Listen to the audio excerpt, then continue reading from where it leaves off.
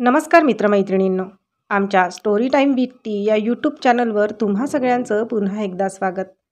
आज आपण ऐकतोय शिशिरातील इंद्रधनू भाग 48. मी अभिलाषा. माझ्या आईवडिलांसोबत काहीही न बोलता मंदार ऑफिसला निघून गेले. माझे आईवडील त्याला स्वतःच्या मुलाप्रमाणे वागवायचे आणि यांनी परक करून टाकलं त्यांना. काय वाटलं असेल माझ्या आईवडिलांना? हे एवढ्यात फारच बदलले आहेत. वाटतंय माझ्या हातातून माझा संसार निसटत चाललाय. मी माझ्या आईवडिलांना इथे बोलवून चूक केली का? नको बोलवायला होते का त्यांना? पण मला हे सगळं सहन होत नव्हतं म्हणून त्यांना बोलवले ना इथे. वाटलं कुटुंबात तेच मोठे आहेत. त्यांनी बोलल्यावर काहीतरी फरक पडलेल यांच्या वागण्यात. पण त्यांच्याशी असे न बोलता निघून गेले. अभिलाषा, बेटा तू जास्त मनावर घेऊ नकोस. आता त्यांचा राग निघून गेला की होईल सगळं बरोबर. माझे बाबा माझी समजूत घालत होते. पण त्यांच्या चेहऱ्यावर किती दुःख दिसतंय. राग त्यांना यायला हवा की मला? मला असं वाटतं ते खरं बोलत होते. अगं तू म्हणतेस तसं नसेल त्यांचं काही. कधी कधी गैरसमजही होतात बाळा.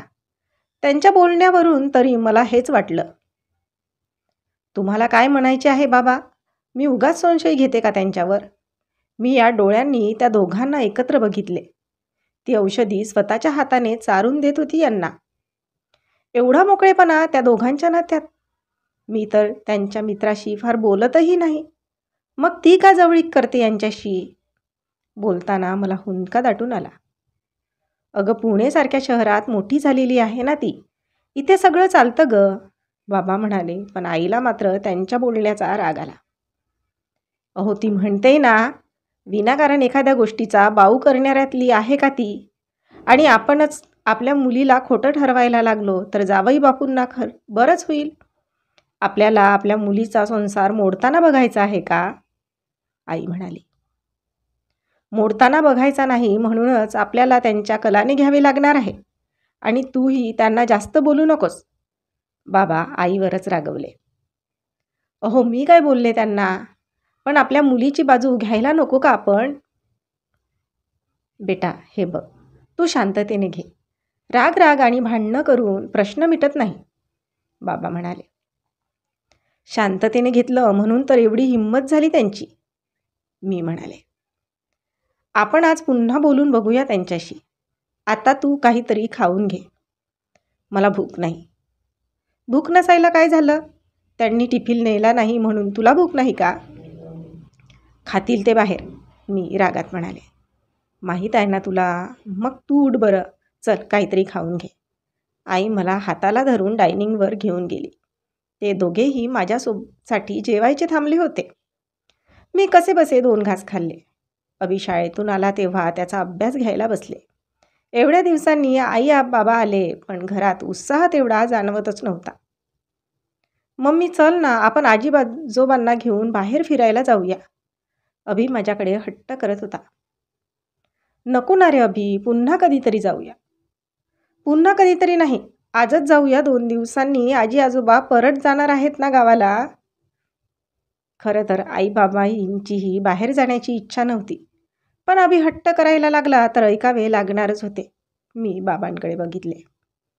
मी आणतो त्याला फिरवून, तू नको काळजी करू. नाही, आजीला पण घेऊया. मम्मी तू पण ये ना आमच्यासोबत, अभिचा पुन्हा हट्ट. तुला एकदा सांगितलेले कळत नाही का अभि? का डोकं खातोस माझे? मी आता चिडलेच त्याच्यावर. अभ्यास करायलाही त्याने एवढा वेळ लावला. त्याचं मन सारखंच आजी आजोबांसोबत खेळण्यात होतं. एकतर माझं डोकं दुखत होतं, त्यात याचा हट्ट. माझा ओरडा ऐकून बिचारा हिरमुसून बसला. अभिलाषा कशाला ओरडतेस त्याच्यावर? चल रे बाळा, आम्ही नेतो तुला बाहेर, आई त्याला कुशीत घेऊन म्हणाली. तोही आपल्या आजीच्या कुशीत रडत होता. आईने त्याला तयार करून दिले आणि स्वतःही तयार होऊन तिघेही घराबाहेर पडले. जवळच्या एका मंदिरात आणि बागेत जाणार म्हणाले. जाऊ दे, तेवढेच त्यांना तरी बरं वाटेल. नाही तर घरी बसूनही कंटाळत असतील. मला मात्र कुठेच बाहेर जाण्याची इच्छा नव्हती. ते गेल्यावर मी बेडवर पडून विचार करत होते. आतापर्यंतच्या आमच्या सुखी संसाराची चित्र डोळ्यासमोरून सरकत होती. कुठल्या मुहूर्तावर मी इथे पुण्याला आले असं वाटायला लागलं होतं मला. दिवसेंदिवस परिस्थिती आणखीनच बिघडत चालली होती. काल आई बाबा आले तेव्हा मंदार त्यांच्याशी चांगले बोलत होते. मग अचानक कशाचा राग आला त्यांना? मी आईबाबांना सांगून इथे बोलवून घेतले म्हणून? हो, त्याचाच राग आला. पण किती दिवस मी एकटीने सहन करत राहायचं? मी आपली सुखदुःख आपल्या आईवडिलांजवळ बोलणार नाही तर आणखी कुणाजवळ बोलणार? मी विचार करत होते तेवढ्यात दार उघडणाऱ्याचा आवाज आला. म्हणजे मंदार आला असणार. दुसरी चावी फक्त त्याच्याकडेच आहे. मनात एक अनामिक भीती दाटून आली. मला काही बोलतील का? मी आपली आहे तशीच पडून राहिले. मुद्दाम झोपेत असल्याचं नाटक करत होते मी. तो वॉशरूममध्ये जाऊन आला आणि तसाच बाहेर हॉलमध्ये निघून गेला. जाताना बेडरूमचे दार मात्र जोरात आपटले त्याने. अजूनही भयंकर रागात आहे तो. मी काही वेळाने बाहेर आले आणि चहा करून त्याच्यासमोर घेऊन गेले. कुणी सांगितलं मला चहा हवाय? एक रागीट कटाक्ष माझ्याकडे टाकत तो म्हणाला. मी काहीच न बोलता कप तसाच त्याच्यासमोर ठेवला आणि बाल्कनीत जाऊन बसले. पण त्याने चहा पिलाच नाही. मी अर्ध्या तासाने येऊन बघितले तेव्हा कप तसाच होता. चहावर राग काढण्याची काय गरज आहे? कशाची काय गरज आहे हे तुलाच चांगलं माहीत. प्रसाद वाटल्यासारखी माझी बदनामी करत फिरत आहेस ते. डोळ्यात प्रचंड जाळ दिसत होता त्याच्या. मी तर बघूनच घाबरले. माझे आईवडील आहेत ते. इतर कुणाजवळ काहीही सांगितले नाही मी. मीही आपला राग कमी होऊ दिला नाही. हो, तुझेच आईवडील आहेत ते. आज मला चांगलं जाणवलं ते. बरं झालं तू माझे डोळे उघडे करून दिलेस. नाहीतर मी आजपर्यंत त्यांना आपलं समजत होतं. खिन्नपणे हसल्यासारखा करत तो म्हणाला. मीच परकी वाटायला लागले तुम्हाला, त्यांचं काय घेऊन बसलात? बरोबर आहे. आता तुम्हाला जवळची लोकं भेटली ना? हो, भेटली मला. आता तुझं काय? तुझं काय म्हणणं आहे? माझ्या डोळ्यात रोखून बघत तो म्हणाला. शेवटी सत्य बाहेर पडलंच त्याच्या तोंडातून. मला तर एवढं रडायला आलं होतं. त्याने स्वतःच्या तोंडून कबुली जी दिली. आता हे रडायचं नाटक बंद कर. तो पुन्हा रागाने माझ्याकडे बघत म्हणाला. आतापर्यंत तुम्ही करत होता ते नाटक होतं. तुमचं कधी माझ्यावर प्रेमच नव्हतं. त्यासाठी मला मूर्ख गावंडळ म्हणून हिणवत होतात. आता कसं सत्य बाहेर आलंच ना? मी आणखीनच चिडत म्हणाले. जा आता गावभर जाऊन दवंडी देऊन ये. तुझा नवरा नालायक आहे, बाहेर खाली आहे. सगळ्या लोकांना सांग. त्याने टीव्हीचा रिमोट घेतला आणि चॅनल बदलायला सुरुवात केली. मी बेडरूममध्ये जाऊन उशीत तोंड खुपसून रडत बसले होते. काही वेळाने आई बाबा आणि अभे आले. अभि उड्या मारतच माझ्याकडे आला. मम्मी, आजोबांनी बघ मला काय घेऊन दिले. अभि त्याच्या हातातली खेळणी दाखवत म्हणाला. काय ग, अशी का बसली आहेस? संध्याकाळचं असं पडून राहू नये. आणि देवाला दिवावात केली नाहीस? आई माझा चेहरा निरखत म्हणाली.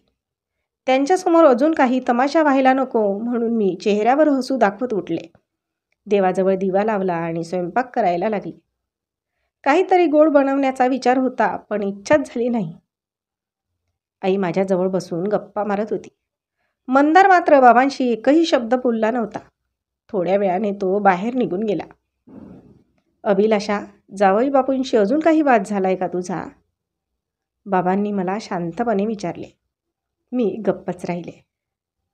एकाने राग केला तर दुसऱ्याने शांत राहायचं असतं. मी सकाळी सांगितलं ना तुला समजावून. मी नव्हती केली बाबा सुरुवात. पण त्यांना भांडायचं असलं तर माझा इलाज कुठे चालतो. मला तुमच्यासोबत घेऊन चला बाबा. मला नाही राहायचं इथे. मला इथे माझा श्वास गुदमरल्यासारखा वाटतो. बेटा, असा विचार करून कसं चालेल? अगं, अभि मोठा होतो. त्याला तुम्हा दोघांचीही गरज आहे. त्याची शाळा येते आहे. तू तिथे येऊन काय करणार आहेस? जावई बापूंनी तुला घरातून निघून जा म्हटले का? तसं असेल तर मी बोलतो त्यांच्याशी. बाबा माझ्या डोक्यावर हात फिरवत म्हणाले. नाही, मला तसं काहीही म्हणाले नाहीत ते. मग तू त्यांच्याकडे दुर्लक्ष करून राहायला शिक. तू जे काय म्हणतेस ते बाहेर असेल तरी बायको म्हणून तू हक्काची आहेस ना. या घराची मालकीण आहेस तू. त्यांच्या सगळ्या कर्तव्यात बरोबरीची वाटेकरी आहेस तू. आपल्या मुलाकडे बघून आनंदी राहायला शिक. काही दिवसांनी त्यांची चूक लक्षात आली की परत तुझ्याकडेच येतील. बाबांचं म्हणणं पटत होतं मला, पण तरी डोळ्यांनी दिसत असूनही दुर्लक्ष कसं करू शकणार होते मी? मला नाही सहन होत आहे हे सगळं. 2 दिवस आई बाबा होते, पण मंदार त्यांच्याशी नीट बोललाच नाही. जातानाही बाबांनी निरोप दिला तर जेवढ्याच तेवढे उत्तर दिले. मला मंदारचं हे वागणं फार जास्त खटकलं होतं. पण आता कुठल्या वागण्याची त्यांची तक्रार करायची, आणि तक्रार करून तरी ऐकणार आहे का तो? उलट आमची भांडणं होतात आणि या सगळ्याचा परिणाम माझ्या अभिवर. मी आता दुर्लक्ष करायचे ठरवले. आई बाबा गेल्यावर मात्र आणखीनच उदास वाटायला लागले. दिवसभर घरात जरा मोकळे वाटत होते, पण मंदार घरी आल्यावर ती तणावपूर्ण शांतता जीवघेणी वाटायची. पण मला आता सवय करावी लागणार होती. वातावरण चांगलं होईल याची काही चिन्हे दिसत नव्हती, म्हणून आपल्याच मनाची समजूत घालावी लागणार होती. पण अभिला मात्र आमच्यातले भांडणं जड जात होते. तोही आजकाल हरवल्यासारखा वाटायचा. नाही म्हटलं तरी आईवडिलांच्या भांडणांचा मुलांवर परिणाम होतो. तर आजचा भाग इथपर्यंतच. भेटूया पुढच्या भागात लवकरच. तोपर्यंत आमच्या या भागाला लाईक आणि कॉमेंट्स करायला विसरू नका. आणि अजूनपर्यंत आमच्या चॅनलला सबस्क्राईब केले नसेल तर लगेच सबस्क्राईब करा. धन्यवाद.